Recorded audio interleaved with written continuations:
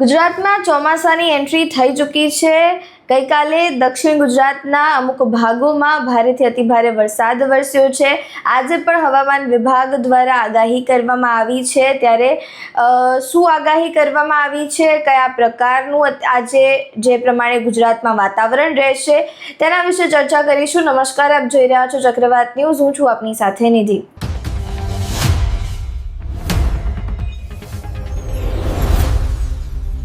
ત્યારે અત્યારે આપણે આ વિંડીના માધ્યમથી સમજવાની કોશિશ કરીએ કે ક્યાં આગળ સિસ્ટમ સક્રિય થઈ રહી છે અને ક્યાં આગળ વરસાદ અત્યારે વરસી રહ્યો છે। ત્યારે અહીંયા જોઈ શકાય છે તેમ કે મુંબઈ બાજુનો જે વિસ્તાર છે, એટલે કે મહારાષ્ટ્રનો જે વિસ્તાર છે, તેમાં એક સિસ્ટમ બની રહી છે અને સિસ્ટમના કારણે ત્યાં આગળ અત્યારે ધોધમાર વરસાદ શરૂ છે તેવા પણ દ્રશ્યો આપણા સામે આવ્યા છે। ત્યારે હવે જે સિસ્ટમ બની છે તેને ઇફેક્ટ કરી રહ્યું છે દક્ષિણ ગુજરાત। દક્ષિણ ગુજરાતમાં વાપી જોઈ શકીએ છીએ, ત્યાં આગળ અત્યારે વધુ વરસાદ વરસી રહ્યો છે। અહીંયા સુરતમાં જે અત્યારના 9 વાગ્યા છે તેમાં વરસાદ નથી દેખાઈ રહ્યો, પરંતુ જે વડોદરા છે, મધ્ય ગુજરાત છે, ત્યાં આગળ વરસાદનું જે શક્યતાઓ છે તે દેખાઈ રહી છે। 1 mm જેટલો વરસાદ વરસે તેવી શક્યતાઓ દેખાઈ રહી છે। ત્યારે હવે જો વાત કરીએ મધ્ય ગુજરાતથી લઈને હવે ઉત્તર ગુજરાતની, ત્યારે ઉત્તર ગુજરાતના મહેસાણા હોય, પછી થરાદ હોય, આખું ઉત્તર ગુજરાત અત્યારે કોરું પડ્યું હોય તેવું અહીંયા દેખાઈ રહ્યું છે।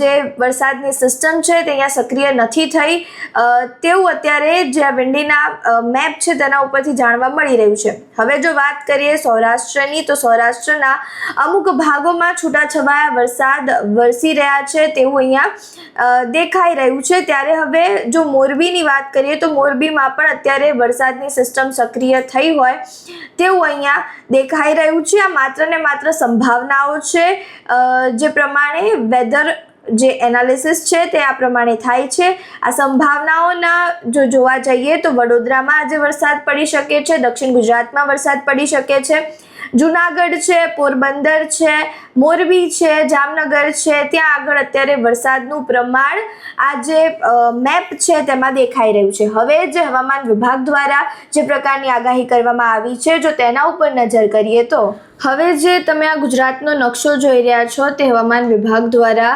આપવામાં આવ્યો છે। આ હવામાન વિભાગ દ્વારા આગાહી કરવામાં આવી છે કે જેમાં જે આ તમને ગ્રીન પોર્શન જે દેખાઈ રહ્યો છે ઉત્તર ગુજરાતનો અને કચ્છનો, અહીંયા આગળ વરસાદની નહિવત આશંકાઓ દેખાઈ રહી છે। અહીંયા નો વોર્નિંગ આપવામાં આવી છે હવામાન વિભાગ દ્વારા।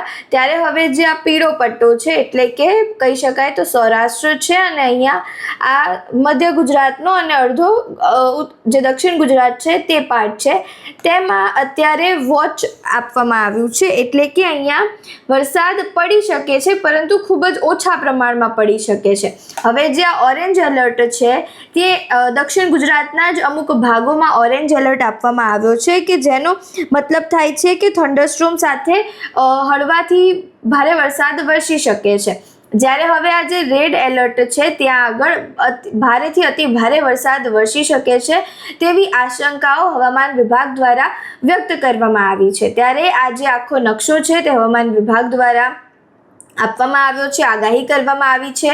જે આ રેડ છે, રેડ પોર્શન છે, એટલે કે દક્ષિણ ગુજરાતનો નીચેનો જે ભાગ છે તેમાં વોર્નિંગ આપવામાં આવી છે, ઓરેન્જ પાર્ટ છે તેમાં એલર્ટ જાહેર કરવામાં આવ્યું છે, જે યલો પાર્ટ છે તેમાં વોચ કરવામાં આવી છે, એટલે કે અહીંયા વરસાદ પડી શકે છે પરંતુ ખૂબ જ હળવા પ્રમાણમાં પડી શકે છે। અને જે આ ગ્રીન પોર્શન છે તેમાં નો વોર્નિંગ, એટલે કે અત્યારે નહિવત આશંકાઓ વરસાદની અહીંયા છે। ત્યારે હવે હવામાન વિભાગ દ્વારા જે પ્રમાણેની આગાહી કરવામાં આવી છે તે પ્રમાણે ગુજરાતના અમરેલી, ભરૂચ, ભાવનગર, દાદરા નગર હવેલી, દમણ, દીવ, ગીર સોમનાથ, નવસારી, સુરત, વડોદરા, વલસાડ, આ સમગ્ર જગ્યાએ વરસાદ વરસી શકે છે તેવું કહેવામાં આવ્યું છે। તમે જોયું તેમ વિંડી અને હવામાન વિભાગની જે પ્રકારની આગાહી છે તે પ્રમાણે દક્ષિણ ગુજરાતના અમુક ભાગોમાં આજે ભારેથી અતિભારે વરસાદ વરસી શકે છે। ત્યારે અમુક ભાગોમાં હળવાથી મધ્યમ વરસાદની આશંકાઓ વ્યક્ત કરવામાં આવી છે। ત્યારે જે ઉત્તર ગુજરાતનો ભાગ છે તેમાં અને કચ્છનો ભાગ છે તેમાં વરસાદની અત્યારે નહિવત આશંકાઓ વ્યક્ત કરવામાં આવી છે। નો રેન એટલે કે ગ્રીન પોર્શન જે હતો તે તમે જોયો। ત્યારે હવે કઈ જગ્યાએ વધારે વરસાદ પડશે, કાલે કયા પ્રકારનું વાતાવરણ રહેશે, હવામાન વિભાગ દ્વારા જે પ્રકારની અપડેટ્સ આવતી રહેશે એ અમે તમને જણાવતા રહીશું. ત્યાં સુધી અમારા સાથે જોડાયેલા રહો. નમસ્કાર.